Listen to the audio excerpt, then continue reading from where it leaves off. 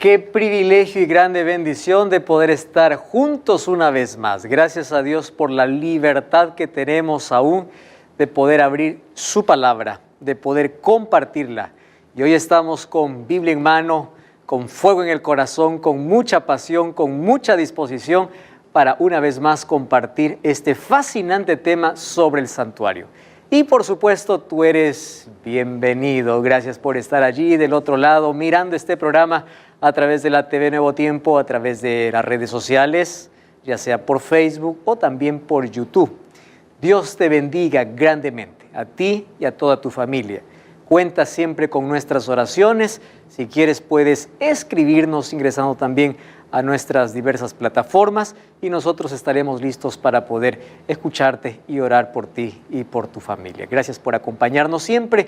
Ya comenzó tu programa Biblia Fácil, tu programa de estudio bíblico semanal, y estamos en una temporada muy especial. Es la primera de muchas otras que vendrán, hablando sobre el santuario como el camino de Dios. Y ya sabes que yo estoy aquí con 7 amigos que nos visitan de diferentes países. Ellos están aquí representando a todo ese lindo público, lindas personas que están viendo este programa. Y hoy quiero saludar a 2 de ellas. Quiero saludar ahí a Angie, que está compartiendo con nosotros esta temporada. ¿Cómo estás, Angie? Muy bien, gracias a Dios, agradecida por estar en este programa. Qué bendición. Tú eres de Venezuela y estás representando aquí a un país en sí. Tenemos muchas personas que ven el programa de paso allá en Venezuela y un cariño muy especial para todos ellos. Ya estás con tu familia viviendo en Brasil. Sí, ¿Es correcto. así? ¿Cuánto tiempo están ya aquí en Brasil? Poco más de 3 meses, gracias a Dios. ¿Cuántas niñas tienes? Tengo 2 niñas. Solamente 2. Sí. Wow. Entonces tú y tu esposo ya están viviendo aquí. Sí, gracias a Dios, una bendición. Qué bendición. Sabes que yo probé las arepas venezolanas. Sí. Interesante, plato típico, ¿verdad? Plato hecho típico. En base a harina, es tipo Harina tortilla, de maíz. a lo que yo conozco Sí. ahí en Perú. Interesante. Gracias allí por estar con nosotros, Angie. Muchas y gracias. gracias allí por representar también a Venezuela, por quien siempre oramos. Dios Gracias. te bendiga. Amén. Y a su lado está Esther.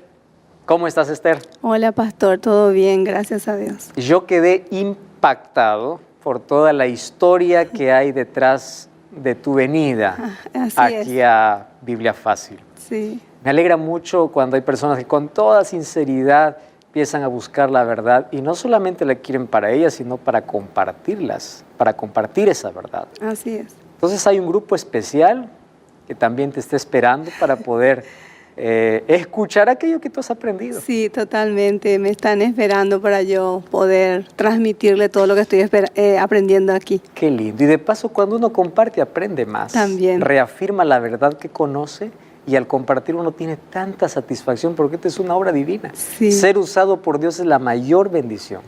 Entonces, para nuestros amigos, Esther tiene un grupo muy especial de estudio de la Biblia. Hay más de 30 personas estudiando. Un abrazo para todos ustedes que están estudiando con ella.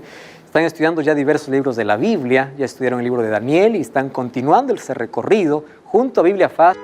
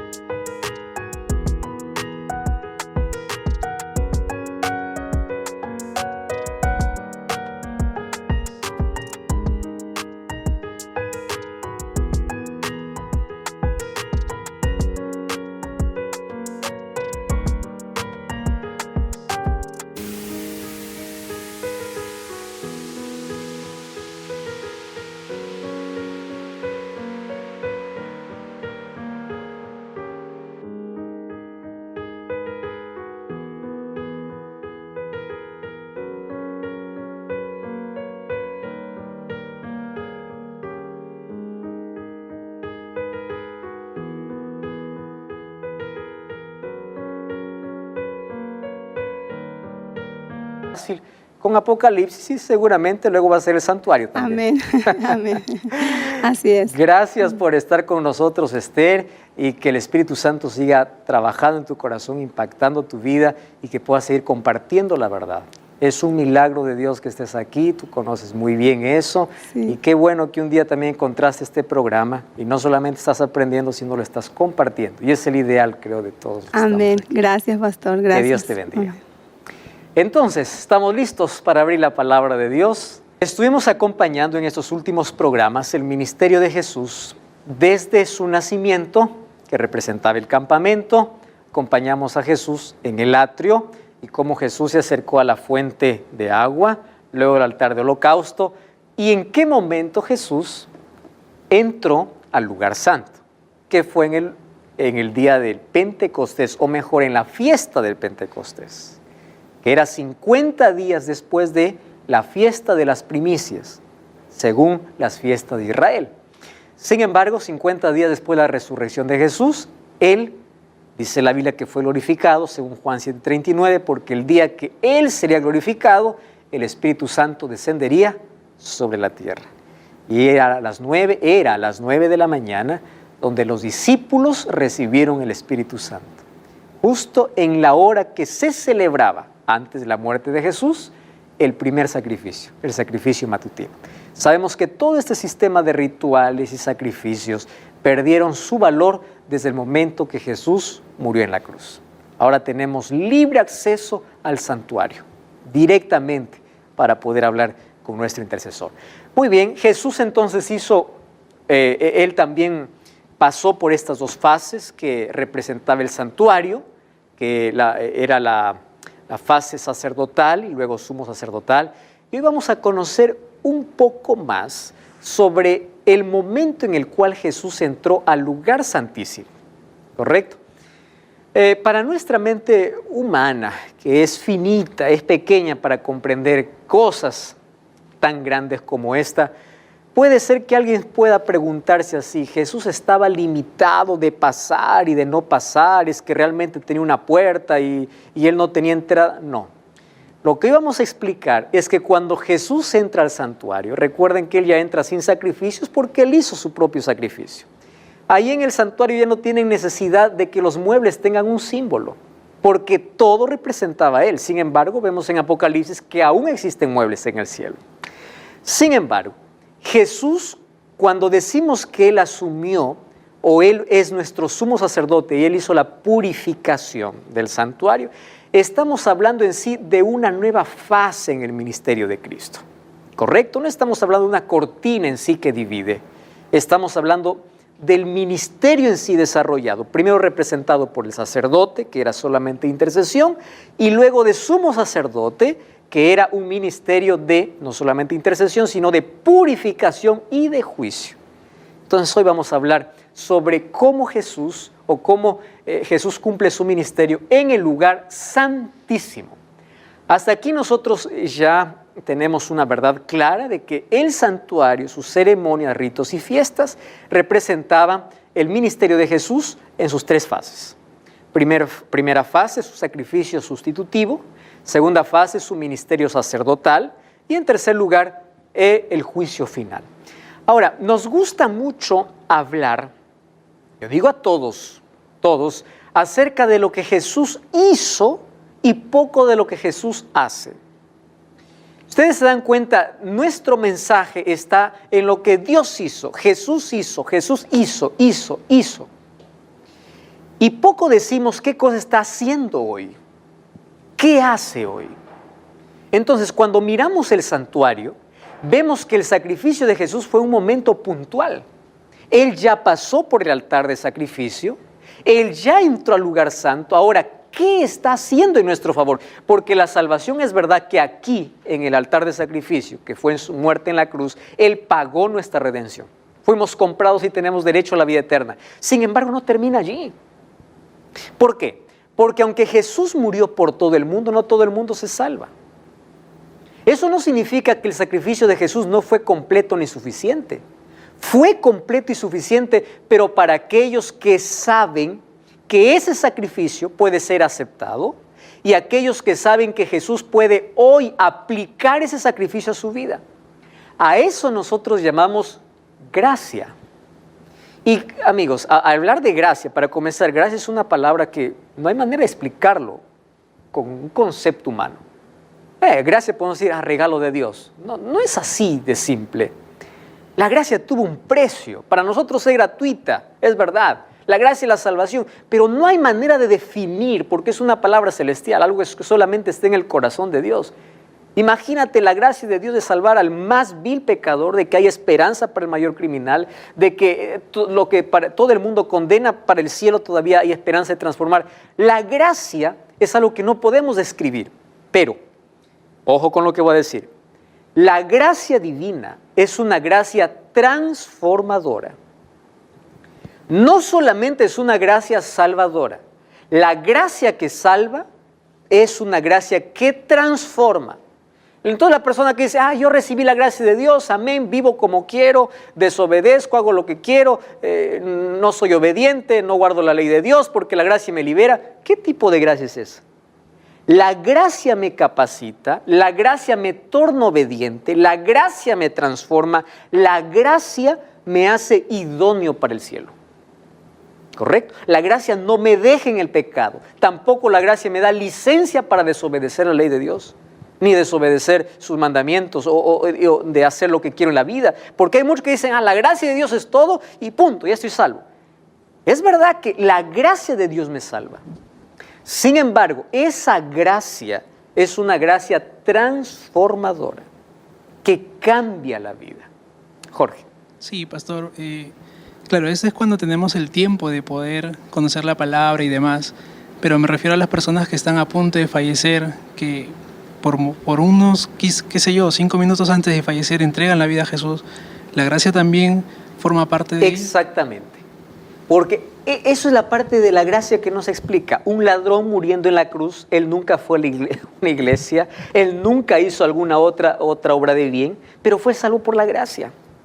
Sin embargo, cuando uno conoce la gracia y tiene tiempo para disfrutar de esa gracia tiene que transformar la vida. O otra cosa, el momento que uno acepta la gracia de Dios, cuando estás poniendo un ejemplo muy particular, por eso es que yo no puedo garantizar de aquel que murió, por más malo que haya sido, decir que está perdido, porque nadie sabe cuáles fueron sus últimos pensamientos. Nadie conoce, solamente Dios. Dios pudo haberlo salvado o Dios pudo otorgarle su perdón y por gracia es salvo.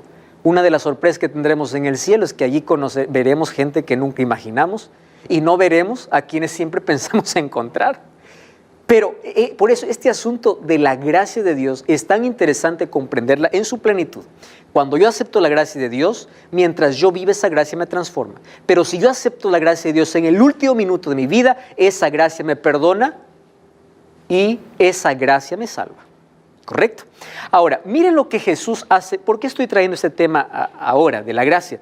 Porque en el santuario celestial lo que se ofrece para la humanidad es justamente la gracia de Dios. ¿Correcto? Ahora, vamos a repasar de manera breve algunas cosas que ocurrían en el santuario eternal para ver una vez más cómo Jesús entró al lugar santísimo. Miren, vean, nosotros sabemos que todos los días el sacerdote ofrecía 2 sacrificios, mañana y tarde. Pero también habían ofrendas y corderos o animales que morían a favor del pecador, por un pecado específico.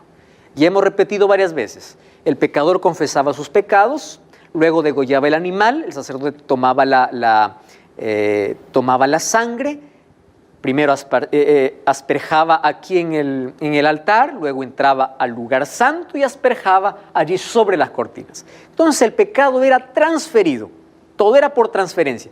El pecado pasaba no de manera literal, sino de manera simbólica. Debemos entender esto como simbolismo, ¿correcto?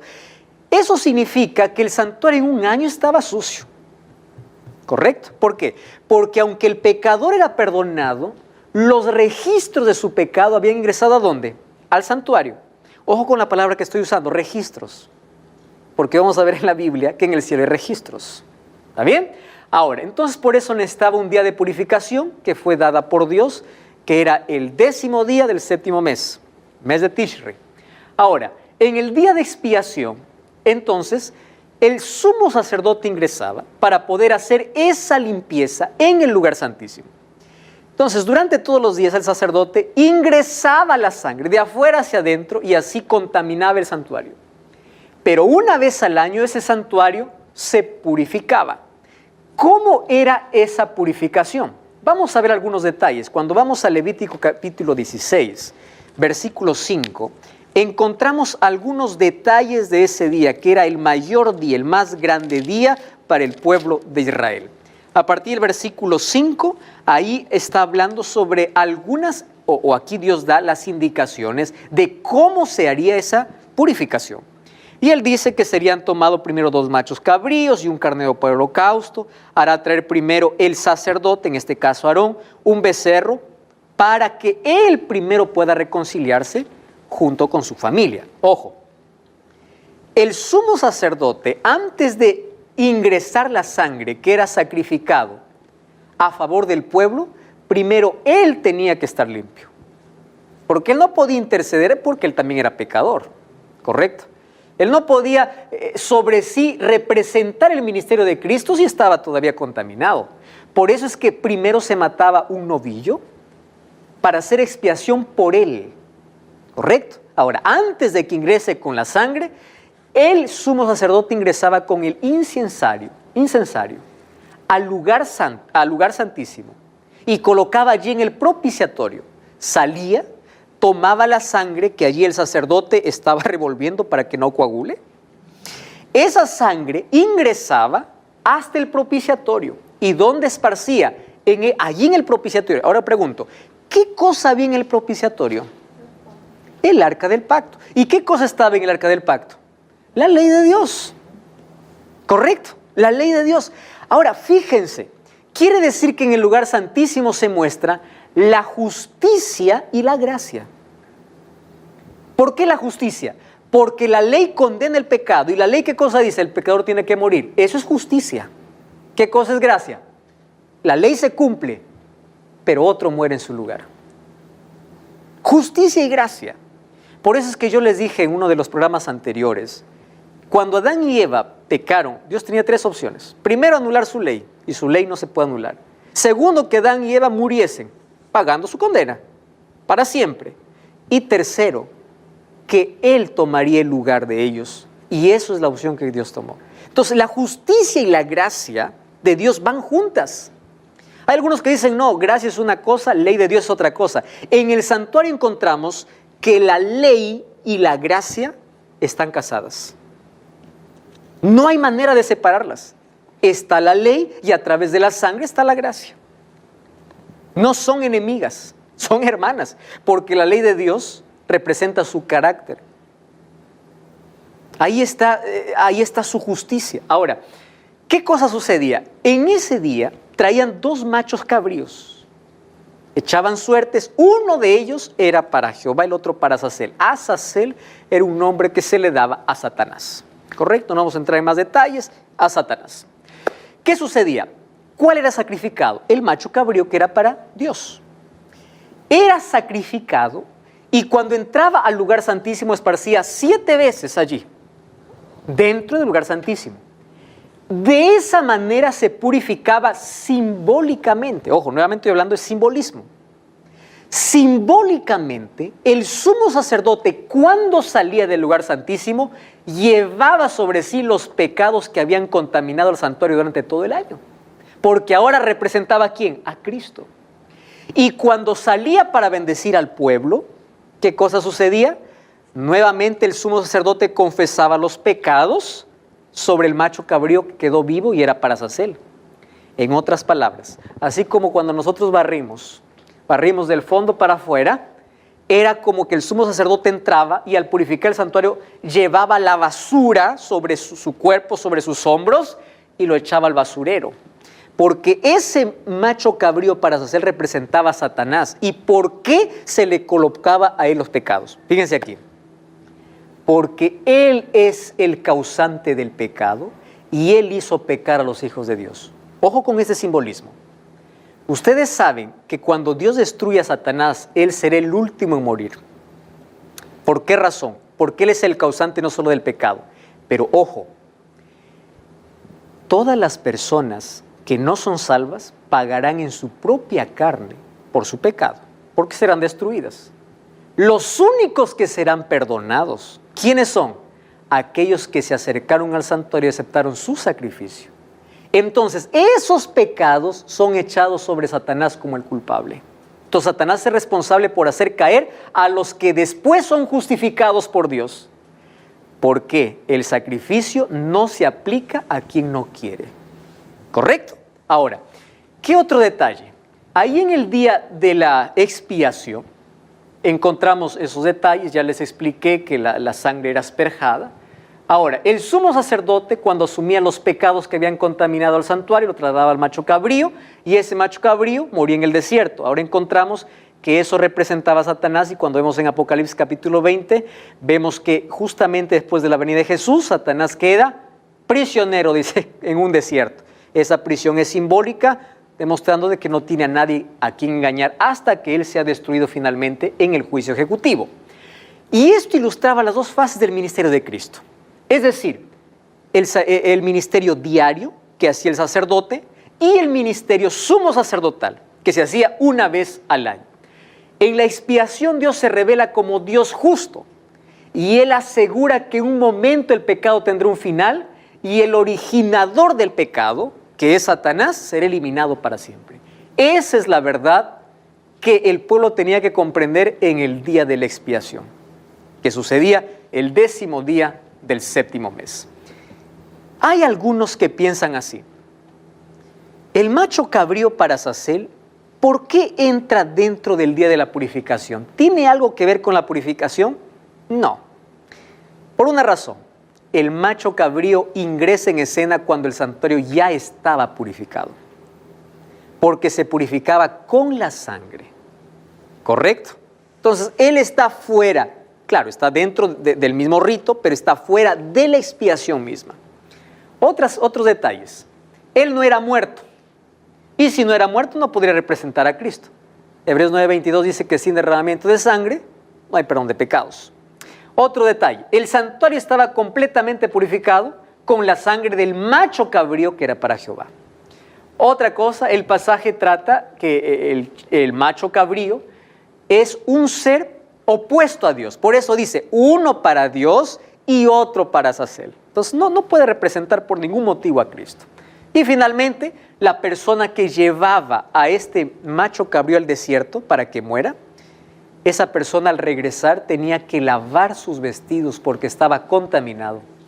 Y Jesús jamás contamina, Él solo purifica. Entonces, este macho cabrío está muy claro que representaba a Satanás. Sin embargo, la Biblia nos habla de un juicio en el cielo. Vamos a Daniel capítulo 8. Y ahí vamos a ver en qué momento Jesús entró al lugar santísimo. Daniel capítulo 8, versículo 13, hay una pregunta, hay un interrogante. Entonces oí hablar a un santo y a otro de los santos preguntó aquel que hablaba: ¿hasta cuándo durará la visión del sacrificio continuo? ¿Recuerdan esa palabra? Sacrificio continuo, ¿qué se refería? Al sacrificio diario. Y la prevaricación asoladora y la entrega del santuario y el ejército para ser pisoteados. Primero les coloco en contexto. Esta pregunta viene porque antes está hablando que hay un poder que ataca al santuario. Eso lo vamos a ver en otra lección. Porque el enemigo de Dios siempre atacó ¿a dónde? Al santuario. Entonces dice, ¿hasta cuándo el santuario va a estar así? ¿Hasta cuándo? ¿Hasta cuándo? Y allí viene el versículo 14. Hasta 2300 tardes y mañanas, y luego el santuario será purificado. De ninguna manera se refería al santuario terrenal. ¿Por qué razón? Porque el santuario terrenal fue destruido en el año 70. Y de allí nunca más se levantó otro santuario. ¿Correcto? Entonces estaba haciendo referencia a ¿qué? Al santuario celestial, al santuario real, al cual Moisés vio y hizo un modelo aquí en la tierra. De ese santuario está hablando. Y nosotros ya dijimos que en profecía un día equivale a un año, entonces 2300 tardes y mañanas equivale a 2300 años, ¿correcto? Vamos a ver qué cosa sucede. Resulta que en esta fase de juicio, cuando el santuario es purificado, ocurre la primera fase de juicio divino. Sobre el juicio de Dios vamos a ver más detalles en los otros programas. Pero yo quiero traer para ustedes esta verdad tan relevante que todos necesitamos comprender. Cuando Jesús entra al lugar santísimo, empieza a realizar una obra de juicio. Primero, Como el santuario tenía que ser purificado en la tierra, en el cielo también tenía que ser purificado. ¿De qué necesitaba ser purificado el cielo? De los registros de los pecados. Luego les voy a demostrar bíblicamente de qué registros estoy hablando. Otra cosa, aquí dice que inició una obra de juicio. Recuerden que el 10º día del 7º mes era un día de juicio. Ahora, si nosotros comprendemos de que se inició un juicio en el cielo, significa que los nombres o nombres de diversas personas están siendo analizadas. Porque la persona que no confesaba sus pecados ese día moría, solo que ahora en el santuario celestial, la persona que no confiesa que Jesucristo es su Salvador no entra en esta primera fase. ¿Por qué? Vamos a ver los detalles. ¿Por qué es necesario un juicio en el cielo? Porque aquí en el mundo hay millones que dicen ser creyentes. Y la Biblia dice, el que creyere será salvo. Ah, yo creo y ya soy salvo. No, espera un momento. ¿Sabes dónde se hace la separación de trigo y cizaña? En el juicio. Entonces, el juicio analiza la vida de aquel que dice creer en Dios. Entonces, en esta fase de purificación del santuario, inicio de juicio, son eliminados los nombres de los falsos creyentes. Una pregunta, ¿solamente los nombres de los creyentes entran en este juicio? Sí. ¿Y qué sucede con aquellos que no creen? Eso responderemos después de esta breve pausa. No cambies el canal, ya estamos de regreso. Esto es Biblia Fácil.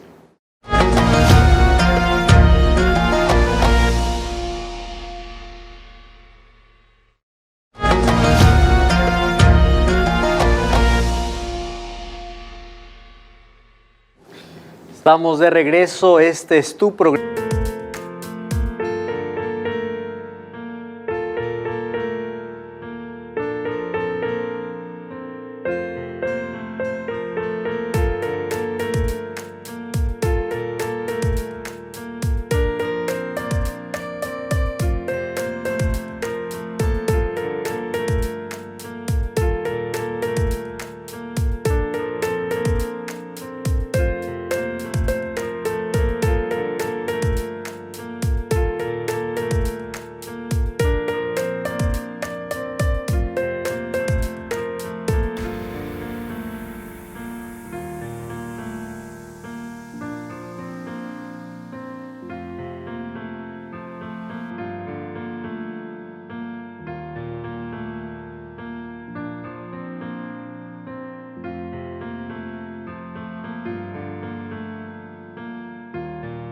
Programa Biblia Fácil. Yo tengo aquí en mi mano un DVD que puede estar también en tu casa.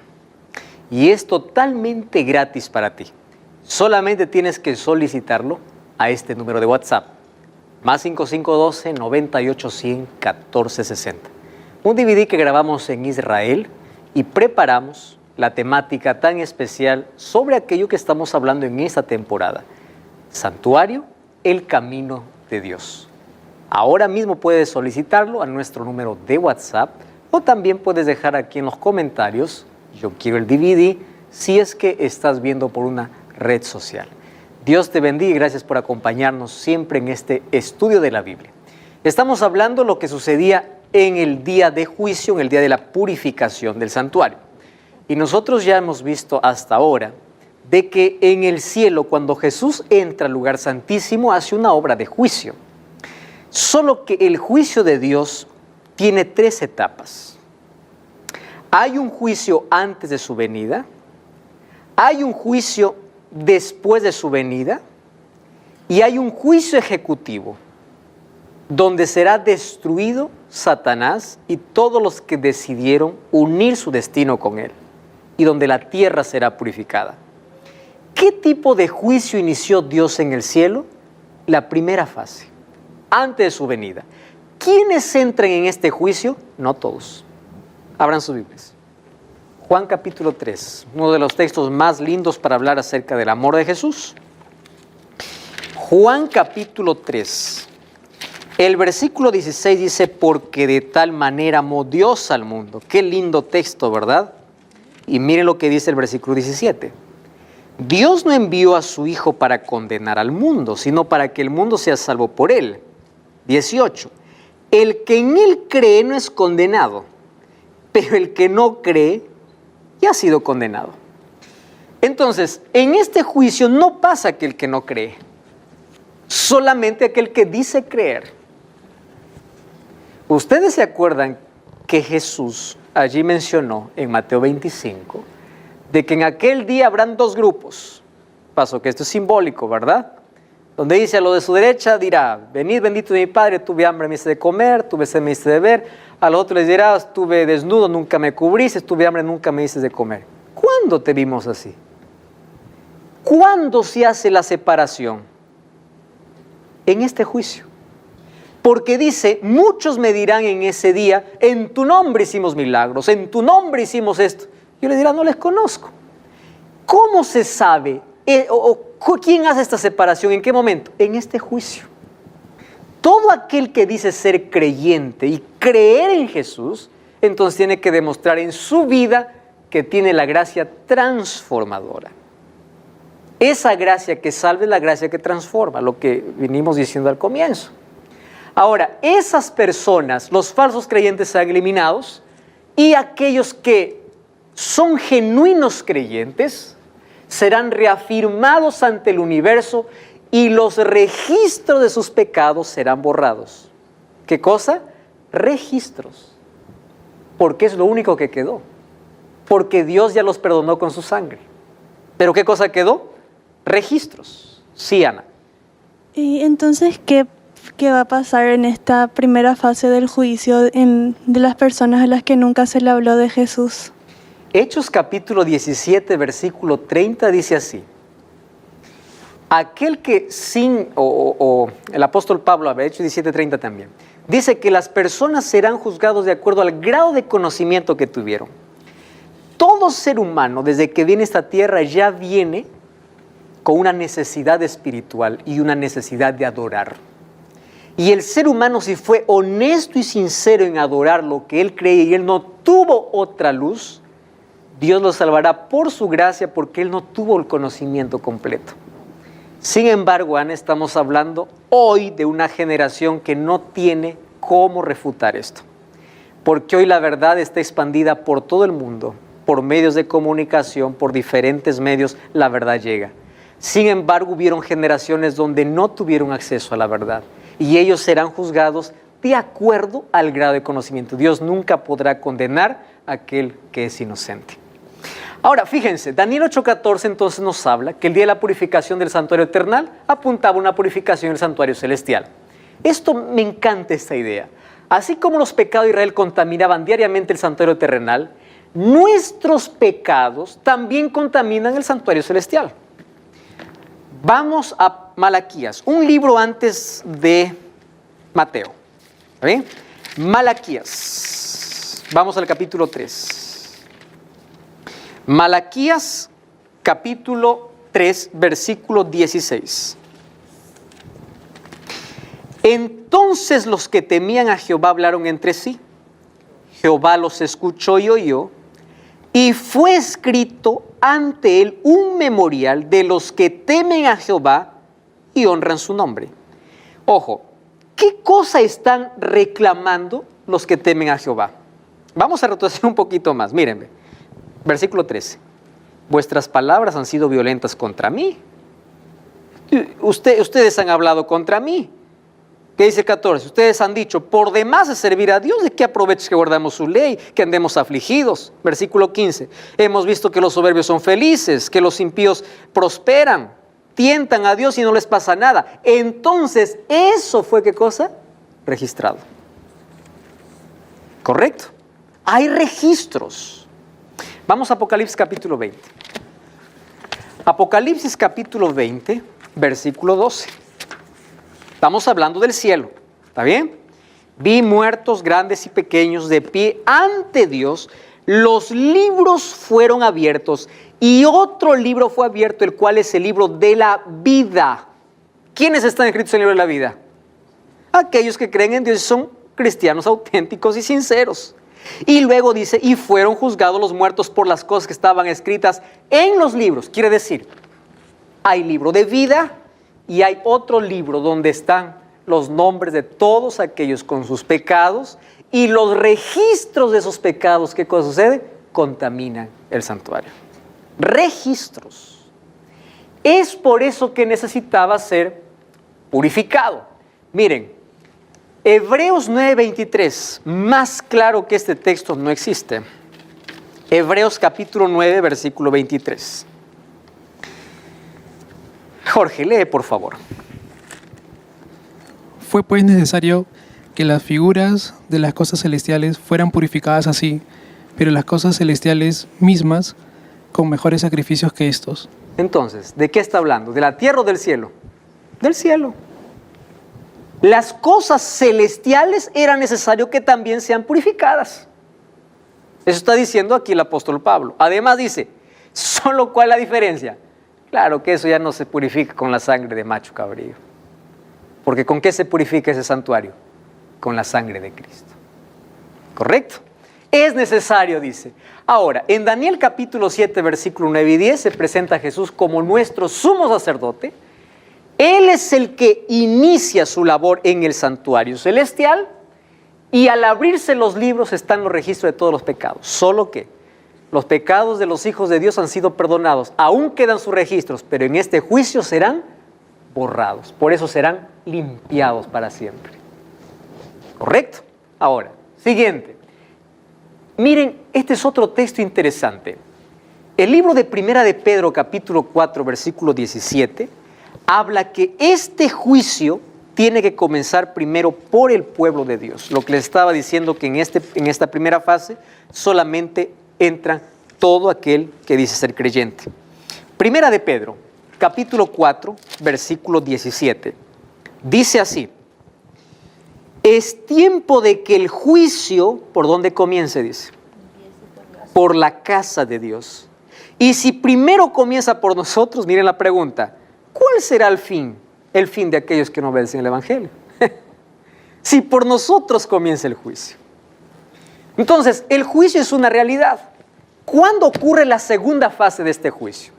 La Biblia habla en Apocalipsis, que es después de la segunda venida de Cristo. Y allí nosotros encontramos algunos detalles. ¿Recuerdan del macho cabrío Azazel que es llevado al desierto? Simboliza la prisión de Satanás durante 1000 años. ¿Cuándo comienza el milenio? Inmediatamente después de la segunda venida de Cristo, según Apocalipsis capítulo 20. El juicio milenial implica la revisión del juicio de los impíos y será emprendido en favor de los redimidos, porque ellos tienen una vislumbre del trato de Dios con el pecado y con aquellos que se pierden. A ver, les explico. ¿En qué consiste la segunda fase de juicio? En la segunda fase de juicio, todos los redimidos tendrán acceso a los registros o a los libros y allí entenderán por qué algunas personas no están en el cielo. Porque una de las primeras preguntas que haremos es, ¿y qué pasó con fulano de tal? Vamos a 1 Corintios. 1 de Corintios capítulo 6, versículo 1 hasta el versículo 3. Miren, 1 Corintios 6. Dice así, ¿se atreve alguno de vosotros cuando tiene algo contra otro llevar el asunto ante los injustos, sino delante de los santos? Versículo 2. ¿No sabéis que los santos han de juzgar al mundo? Y si el mundo ha de ser juzgado por vosotros, ¿sois indignos de juzgar asuntos tan pequeños? ¿No sabéis que hemos de juzgar hasta los ángeles, cuanto más las cosas de la vida? ¿De qué ángeles está hablando? De aquellos que se rebelaron contra Dios. Es decir, todos los registros se conservan de ellos solamente ¿para qué? Para que no quede un rastro de duda de que todos tuvieron oportunidad y si se perdieron fue porque despreciaron la gracia de Dios.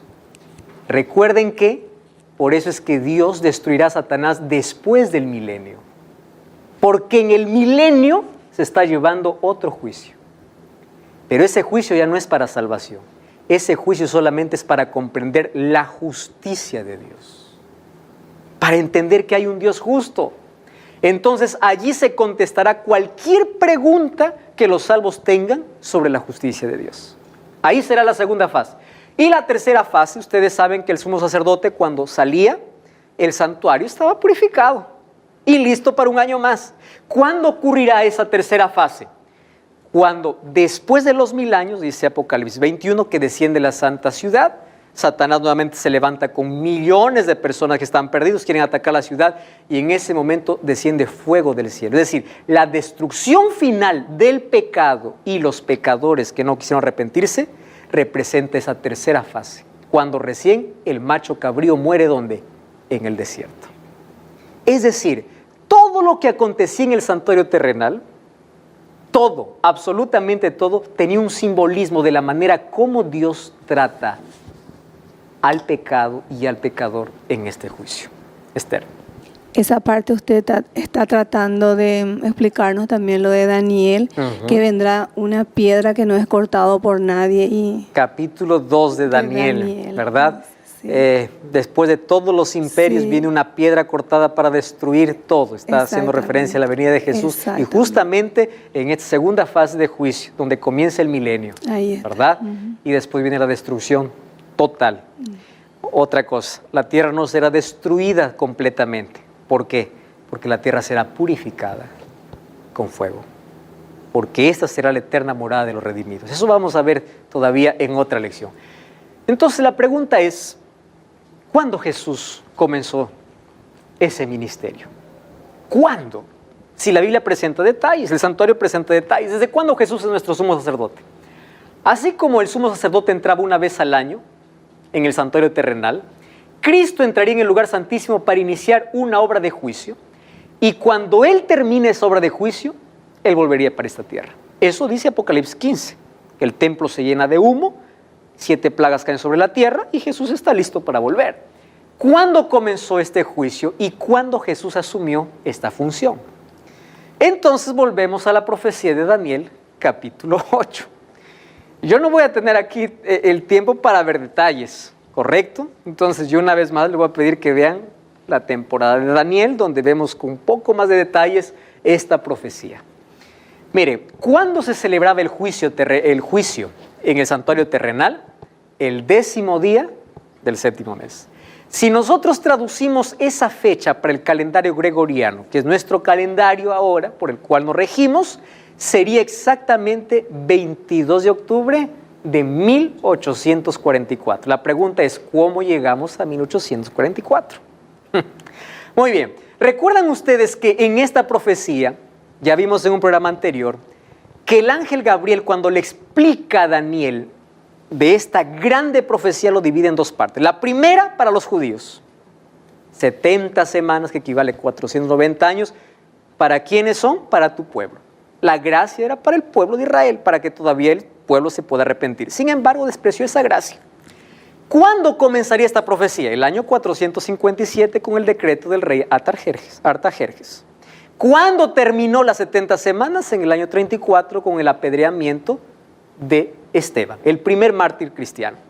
¿Qué sucede? A partir de allí, nosotros vemos que hay por lo menos 1810 años más. Si nosotros empezamos a sumar todo esto, más los 490 años que ya sucedieron, vamos a llegar a 1844, que es donde Jesús da inicio a una nueva fase en su ministerio en el lugar santísimo.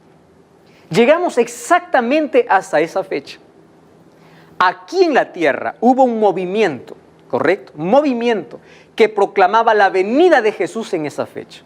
Después, investigando a más profundidad la profecía de Daniel, se dio cuenta de que la purificación del santuario no se trataba de la segunda venida de Cristo, sino se trataba de que Jesús iniciaría un juicio en el cielo. Ahora, ¿qué cosa sucede? La profecía de los 2300 años es la profecía mesiánica que nos lleva del Calvario al santuario. Y hay algunos detalles para poder analizar. Allí hay 4 cosas interesantes: tiempo, lugar, acción y actor. De manera simple, tiempo. Ahí está el programa de actividades de Dios.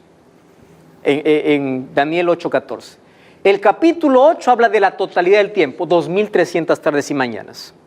Y el capítulo 9, detalles del tiempo, porque habla del ministerio de Cristo incluso dentro de todo ese periodo. El lugar, el santuario celestial, porque el santuario terrenal ya estaba destruido, ¿correcto? Que tenía que purificarse era el celestial. Entonces, allí se atreve a quitar las cosas que se hacen en el santuario celestial a favor del pecador y reemplaza con otras cosas. Es interesante. El juicio que es mencionado en Daniel capítulo 8, versículo 14, es hecho a favor de los santos, porque hay persecución, hay contaminación de la verdad, hay un enemigo que atacó el santuario y es por eso que también se desarrolla el juicio. La acción, quien hace la limpieza es Jesús. Finalmente, ¿quién es el actor? El actor es Cristo, ¿verdad? La acción es la limpieza del santuario. ¿Quién es el actor? El actor es Cristo. Él nos lleva del Calvario hasta el santuario donde Él sabe cómo tratar el pecado. Y allí viene una pregunta, ¿a dónde entró Cristo? Algunos que toman Hebreos capítulo 8, dice, Jesús entró al lugar santísimo. Entonces dice, cuando Jesús llegó al cielo ya entró al lugar santísimo. Entonces, ¿cómo está que en 1844 recién entró? Yo aquí le voy a explicar de manera breve porque ya no tengo mucho tiempo aquí. En Hebreos, cuando habla de santuario hay una palabra griega que es la palabra ta'agia, que habla del santuario en general, no del santuario en sus compartimentos específicos. Algunas veces es traducido como santuario, otras veces como lugar santísimo. Ustedes van a encontrar Hebreos 8, 1 y 2, 9, 24, habla ta'agia como santuario. Pero ustedes van a 9, 11 y 12, habla ta'agia como lugar santísimo. ¿Por qué? Porque el énfasis de Hebreos no es a dónde Jesús entró específicamente, sino el énfasis está en el sacrificio de Jesús que no se ofreció muchas veces. Por eso dice, así como el sumo sacerdote entraba una vez al año, Jesús entró una sola vez. ¿Dónde está el énfasis? En la única entrada que hace Jesús. No al lugar, a aquel lugar del santuario, sino a la única vez que Jesús entra. Entonces, su entrada al santuario es comparada a la del sumo sacerdote. ¿Cuántas veces entraba el sumo sacerdote al año? Una vez al año. ¿Cuántas veces entró Jesús en el santuario? Una vez, porque la próxima vez que Él salga será porque habrá terminado su obra completa de expiación y de juicio. Ahora, ¿qué sucedió en 1844? No hubo un nuevo sacrificio, simplemente inició un juicio. En la obra del pasado encontramos a la cruz y en la obra del presente encontramos a un Jesús intercediendo. Y aquí hay un asunto que debe quedarnos claro. Nosotros somos salvos por la cruz, es correcto, porque allí se pagó el precio de nuestra salvación, pero no es completo. ¿Por qué?